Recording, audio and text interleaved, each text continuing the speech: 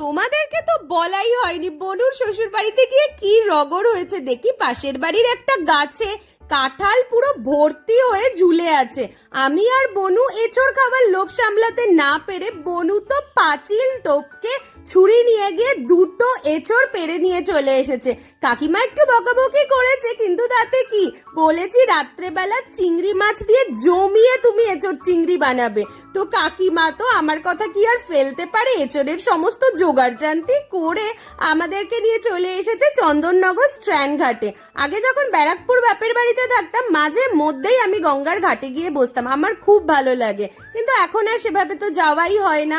আর বনু বলেছিল যে এখানকার এই ফালুদার দোকানটা নাকি ভীষণ বিখ্যাত। বললাম কাকু দুটো স্পেশাল রাবড়ি ফালুদা বেশি করে ড্রাই ফ্রুটস আর আইসক্রিম দিয়ে বানাও তো। তো দেখো হাজির হয়ে গেছে, আর বনু কিন্তু সত্যি কথা বলেছে, ফালুদাটা জাস্ট চুম।